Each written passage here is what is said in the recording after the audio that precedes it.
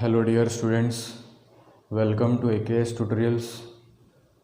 So today we will discussing about real numbers. So before going to the concept, first of all I will explain you some introduction to this chapter, that is real number system.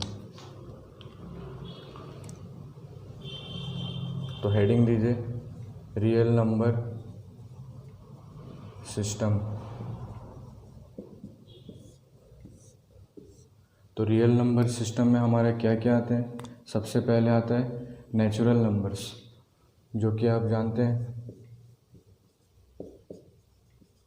Natural numbers. तो natural numbers क्या होते हैं?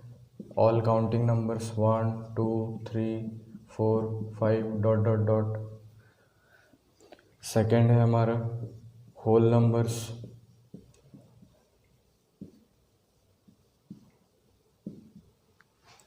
तो whole numbers में starting होता है हमारा 0 1 2 dot dot dot. Third होता है इंटीजर्स। तो ये भी आप 6 या 7 क्लास में पढ़े। इंटीजर्स क्या होते हैं? सारे नेगेटिव एंड पॉजिटिव नंबर्स जो कि नंबर लाइन में रहते हैं। तो सपोज माइनस इनफाइनाइट से स्टार्ट होते हुए -2 -1 0 1 2 and so on up to infinite. चौथा है रेशनल नंबर। तो रेशनल नंबर भी आप पढ़े हैं 9th क्लास में। तो any number which is represent in the form p by q where p and q are integers with q not equal to 0 having the HCF of p and q equals to 1। तो ये आप जानते हैं कोई भी number जब p by q form में represent किया जाए, जिसमें कि हमारा p और q होना चाहिए इंटीजर्स, p और q इंटीजर्स होना चाहिए और q का वैल्यू नॉन जीरो होना चाहिए, मतलब जीरो नहीं होना चाहिए। और HCF of p, q equal to भी 1 आना चाहिए, मतलब p और q दोनों कोप्राइम नंबर्स रहना चाहिए। उसके बाद है इरेशनल नंबर। तो इरेशनल नंबर मतलब क्या होता है?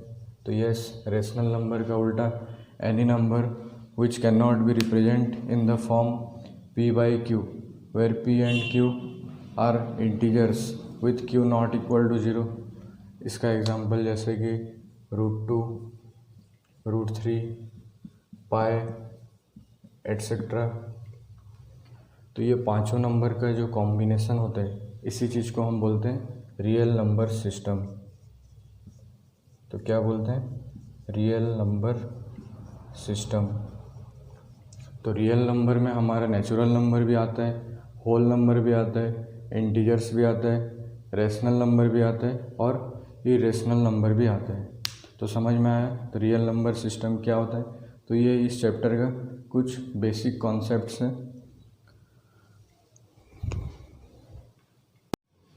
तो नेक्स्ट टॉपिक है यूक्लिड्स डिवीज़न लेमा। तो यूक्लिड्स डिवीज़न लेमा का स्टेटमेंट क्या होता है? तो सबसे पहले आप लिखिए Euclid's division lemma given two positive integers a and b there exist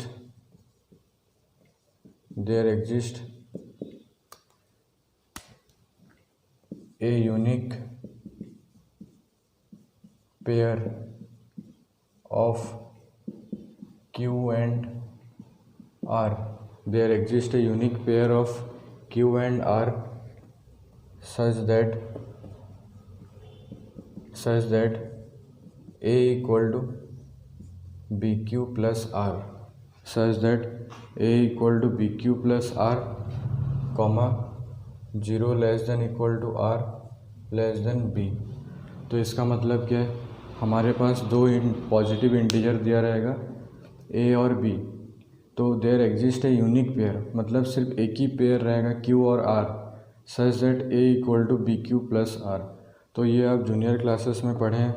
यहाँ ए हमारा क्या होता है लिखिए, वेर ए इक्वल टू क्या होता है, डिवाइडेंट, बी इक्वल टू क्या होता है, डिवाइज़र, क्यू इक्वल टू होता है कॉसेंट, और आर इक्वल टू होता है रिमाइंडर। समझ में आया? तो जब भी दो नंबर्स को हम डिवाइड करते हैं, सपोज 15/5, तो जब 15 डिवाइडेड बाय 5 आप करोगे तो आपका रिमाइंडर कितना आएगा, तो कॉसेंट आएगा 5 × 3 15 और रिमाइंडर 0। तो देखो यहाँ पे हमेशा कॉसेंट जब 15 और 5 को हम डिवाइड करेंगे तो हमेशा एक यूनिक कॉसेंट आएगा, मतलब 3 हमेशा ही आएगा, कभी तो 4 कभी 2, ऐसे तो आने वाला नहीं है। और रिमाइंडर भी हमेशा क्या आएगा, 0।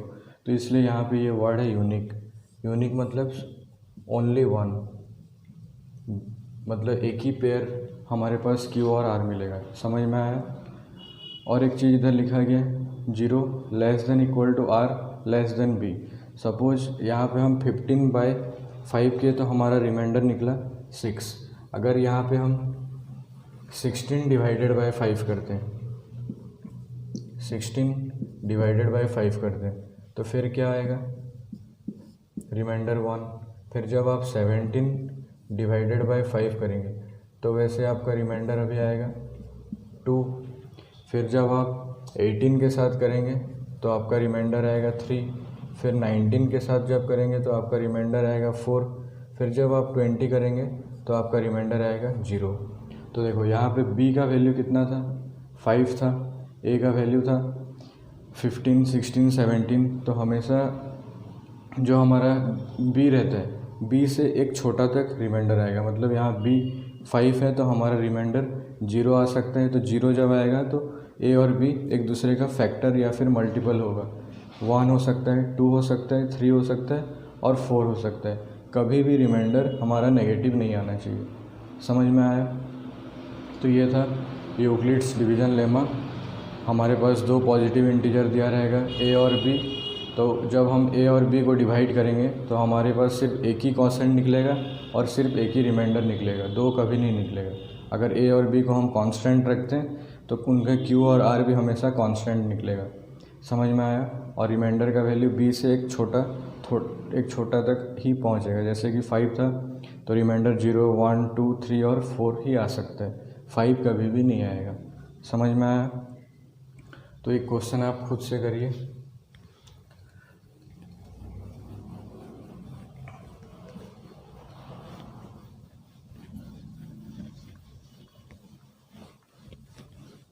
एक क्वेश्चन लिखिए, डिवाइड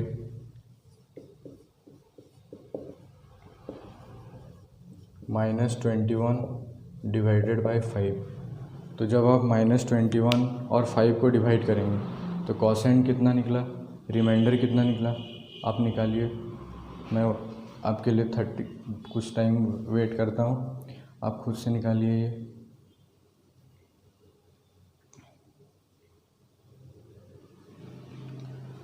तो -21 यहाँ पे हमारा a कितना है, -21, b इक्वल टू 5।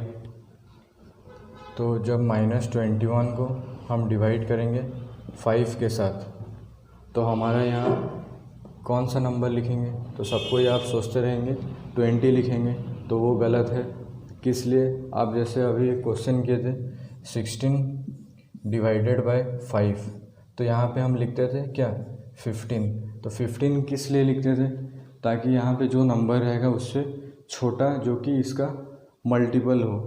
तो वैसे यहाँ पे अगर आप 20 लिख देते हैं तो 20 बड़ा है कि -21 बड़ा है, तो यस 20 बड़ा नंबर आ जा रहा है। तो -21 से छोटा नंबर कौन है, तो यस -25 छोटा नंबर है। तो 5 इंटू कितना करने से -25 आता है, तो यस 5 × -5 इक्वल टू 25 -25। तो अब साइन चेंज हो जाएगा, तो +25 -21, तो हमारा रिमाइंडर आएगा 4। तो आप अब यूक्लिड्स डिवीज़न लेमा अप्लाई कर सकते हैं।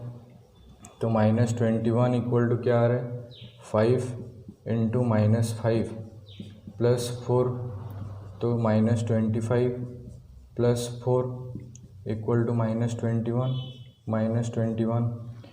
तो ये देखिए LHS और RHS हमारा सेम आ रहा है। तो चलो नेक्स्ट टॉपिक क्या है हमारा, यूक्लिड्स डिवीज़न एल्गोरिदम। तो इससे पहले जो पढ़े थे वो था यूक्लिड्स डिवीज़न लेमा।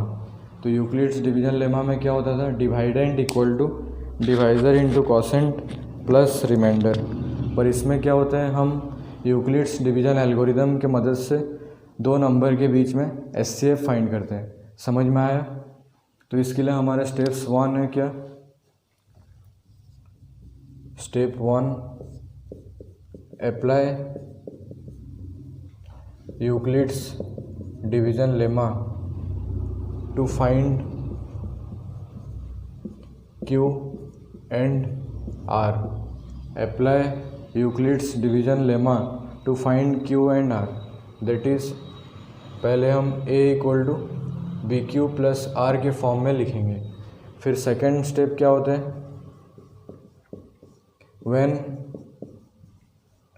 व्हेन भी लिख सकते हैं, या फिर if R equal to 0, A equal to BQ and HCF of A, B equal to B। तो जो भी केस में सपोज हम 3 या 4 स्टेप्स में हमारा लॉन्ग डिवीज़न हो रहा है, तो जहाँ भी हमारा रिमाइंडर 0 आ गया, जिस प्रोसेस में हमारा रिमाइंडर 0 आ गया, तो उस केस में जो हमारा डिवाइज़र होगा वही होगा हमारा HCF ऑफ जो 2 गिवन नंबर रहेगा। समझ में आया? तो हमेशा और एक चीज़, यहाँ पे आप हमेशा A को बड़ा नंबर लेंगे और B को छोटा नंबर लेंगे। समझ में आया? A को बड़ा नंबर लेंगे और B को छोटा नंबर लेंगे। तो एक क्वेश्चन करते हैं, चलिए लिखो, फाइंड द HCF ऑफ, या फिर using Euclid's division algorithm, using Euclid's division algorithm, find the HCF of 225 and 135। तो देखो यहाँ पे A कितना होगा, सॉल्यूशन लिखो, here A equal to 225 and B equal to 135। तो जब हम डिवाइड करेंगे तो 225 हमारा हो गया डिवाइडेंड, 135 हो गया हमारा डिवाइज़र। तो यहाँ पे 1 आया, तो ये कितना आएगा, 0 और 90। अभी जो हमारा डिवाइज़र पहले था, यहाँ पे तो रिमाइंडर 0 नहीं आया है, तो पहले जो डिवाइज़र था वो सेकंड केस में क्या बन जाएगा, तो यस डिवाइडेंड बन जाएगा, तो 135।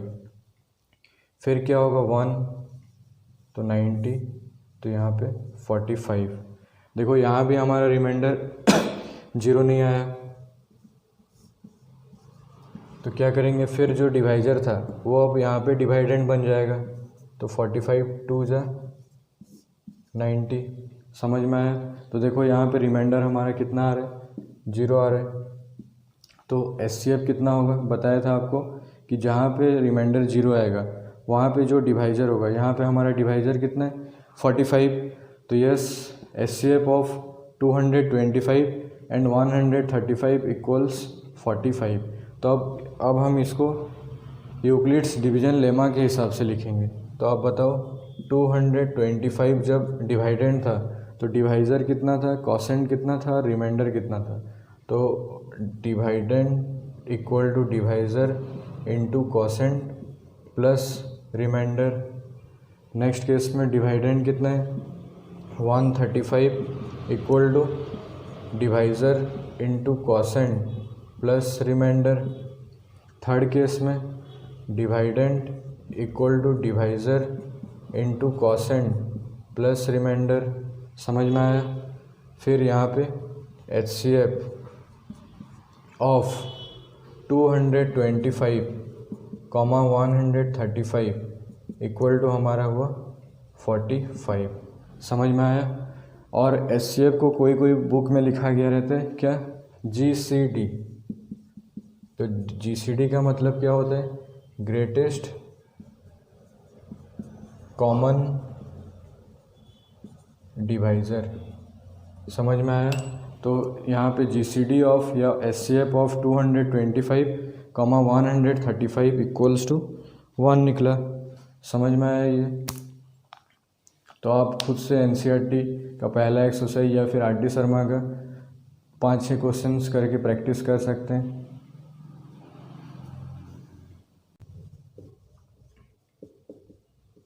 Identity,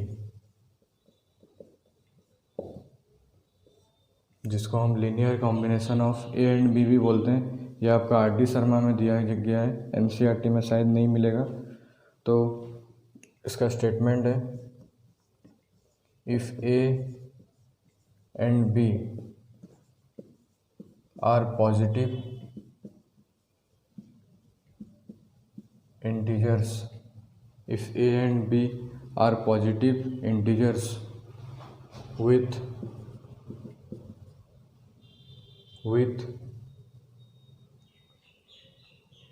HCF of A, B equal to suppose D है। आपको मैं थोड़ी देर पहले शायद बताया था कि A और B में से हमेशा बड़ा नंबर किसको लेना रहता है, A को बड़ा नंबर लेता है।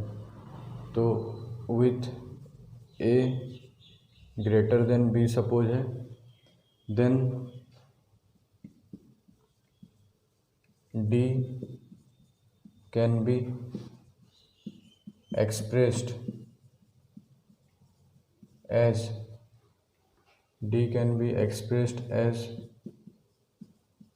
the linear combination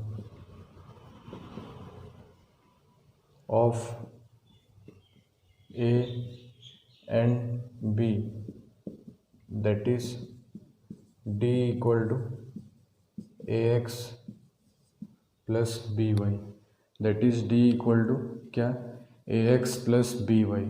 तो इससे पहले हम जो क्वेश्चन एक किए थे कि find the HCF of 135 and 225, तो उसमें क्या था हमारा, मैं यूक्लिड डिवीजन लेमा, आप कॉपी में देखिए अपना।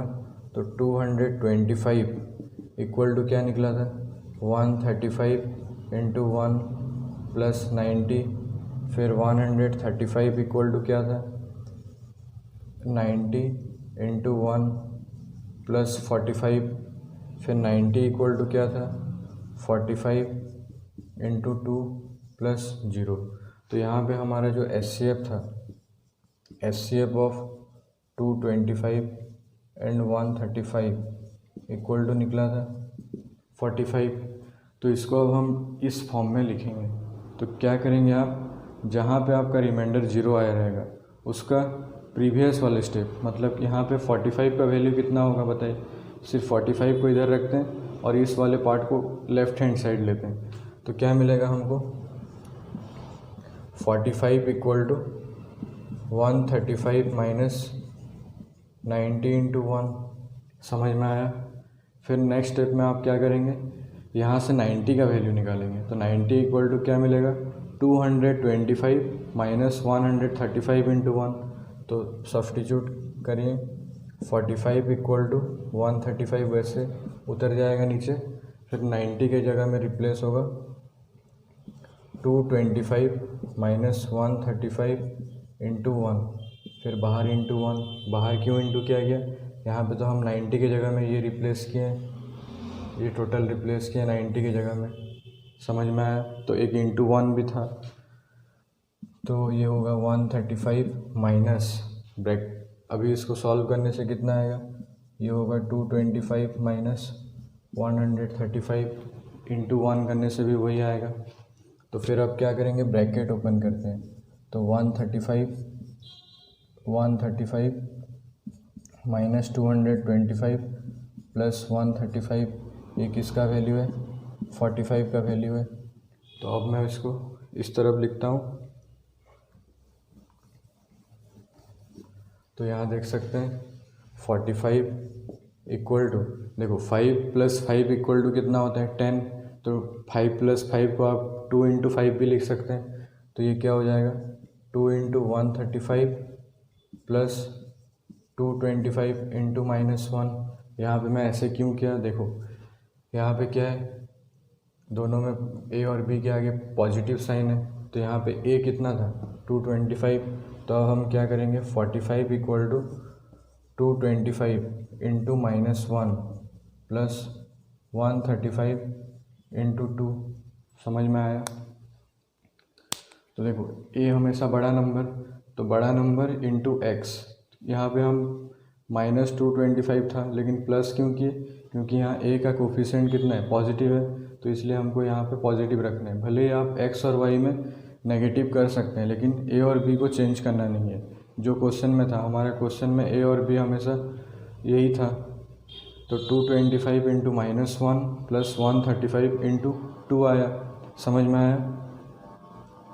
तो यहाँ से आप बता सकते हैं x का वैल्यू कितना होगा, y का वैल्यू कितना होगा। तो यस, x इक्वल टू होगा हमारा, तो देयरफॉर x इक्वल टू आएगा -1 एंड y इक्वल टू आएगा 2। समझ में आया? तो इस चीज़ को हम बोलते हैं linear combination of a and b। तो समझ में आया, जिसको बेजआउट्स आइडेंटिटी भी कोई बुक में लिखा गया रहता है। तो चलिए एक क्वेश्चन और करते हैं। तो एक क्वेश्चन लिखिए, so that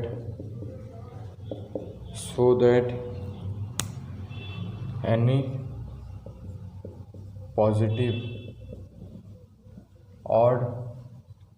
positive odd integers is of the form 4q + 1 और 4q + 3, 4q + 1 और 4q + 3 where q is some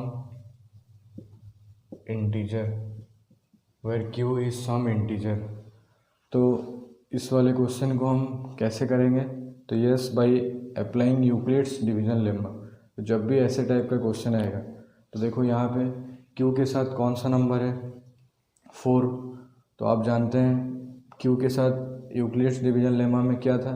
b था। तो लिखिए proof, let a be any positive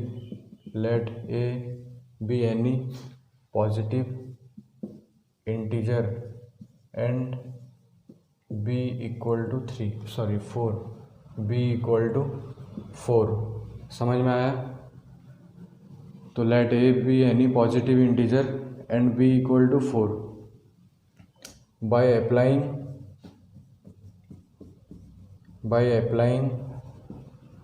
Euclid's division lemma. a equal to क्या होगा? 4q + r। a equal to होगा 4q + r। तो उस समय आपको बताया था कि रिमाइंडर का हमारा कंडीशन क्या था? 0 ≤ r b। तो देयरफॉर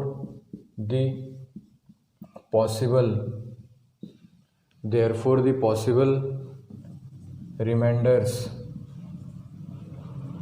आर 0, 1, 2 एंड 3। तो हमारा पॉसिबल रिमाइंडर्स क्या क्या आएगा? 0 हो सकता है, 1 हो सकता है, 2 हो सकता है या फिर 3 हो सकता है। तो जब case 1 when r equal to 0, तो r का वैल्यू जब 0 होगा तो a इक्वल टू क्या होगा? 4q। पर हमको यहाँ पे क्वेश्चन क्या बोला है कि प्रूफ करो कि सारा पॉजिटिव ऑड इंटीजर्स का फॉर्म 4q + 1 होना चाहिए या फिर 4q + 3 होना चाहिए। तो इसको आप क्या लिख सकते हैं, 2 इंटू 2Q। तो जब भी कोई नंबर में 2 मल्टीप्लाई हो जाने से ये क्या हो जाता है, yes it will be an even number. तो ये हो गया हमारा इवन नंबर। फिर case 2, when r equal to 1, तो a इक्वल टू क्या होगा, 4Q प्लस 1। तो इसको क्या लिख सकते हो, 2 इंटू 2Q प्लस 1। तो एक ऑड इंटीजर का फॉर्म क्या होता है, 2m plus 1, 2 into some integer plus 1। जैसे कि आप यहाँ पे देख सकते हैं 5 क्या होता है, 2 इंटू 2 प्लस 1। वैसे 7 होने से 2 इंटू 2 प्लस 3। समझ में आया। तो ये एक ऑड इंटीजर हुआ, ऑड नंबर हुआ। फिर जब आप केस 3, यहाँ पे अगर आप r इक्वल टू 2 लेते हैं तो a इक्वल टू कितना आएगा, 4Q प्लस 2। तो यहाँ से भी हम 2 कॉमन ले जाने से 2Q प्लस 1 हो जाएगा। यहाँ पे देखिए भले ही 2Q प्लस 1 एक ऑड इंटीजर है, लेकिन जब आप एक ऑड इंटीजर में 2 मल्टीप्लाई कर देंगे तो वो भी क्या बन जाता है, यस इवन नंबर बन जाता है। तो ये भी एक इवन नंबर हो गया। फिर चौथा केस 4, तो a इक्वल टू क्या होगा, 4Q प्लस 3। तो इसको क्या लिख सकते हैं, 2 इंटू 2Q प्लस 3। तो ये भी हमारा ऑड इंटीजर होगा। आपको बताया था यहाँ पे कि जब भी कोई भी एक इवन नंबर में एक ऑड नंबर हम एडिशन करते हैं, जैसे कि यहाँ पे ये था इवन नंबर में जब आप एक ऑड नंबर एडिशन या सब्ट्रैक्शन करेंगे तो आपका जो रिजल्ट निकलेगा वो भी क्या निकलेगा, एक ऑड नंबर निकलेगा। समझ में आया। तो यहाँ देखिए 2 इंटू 2Q मतलब एक इवन नंबर में एक ऑड नंबर ऐड किया गया है, तो इसलिए यहाँ पे ऑड निकला। फिर उसी तरह यहाँ भी एक इवन नंबर में हम ऑड नंबर ऐड किए हैं, तो हमारा जो रिजल्ट होगा वो भी ऑड नंबर होगा। तो हमारा प्रूफ हो गया। तो देखो कहाँ कहाँ ऑड निकल रहे हैं, एक निकल रहे हैं केस 2 r इक्वल टू 1 में, और एक केस 4 r इक्वल टू 3 में। तो यही चीज़ हमको प्रूफ करना था कि any positive odd integers of the form 4Q plus 1 या फिर 4Q प्लस 3, बाकी दोनों तो इवन नंबर है। तो समझ में आए। इस वाले ऐसे टाइप का क्वेश्चन आपको NCERT में मिलेगा, तो सबसे पहले आप इस वाली चीज़ को देखिएगा। तो और जो नंबर यहाँ पे रहेगा Q के साथ, उसको आप B लेने का ट्राई करिए, या फिर उसका फैक्टर्स को, जैसे कि 9 अगर आपके पास रहता तो 9 के लिए आप 3 भी ले सकते हैं। समझ में आया।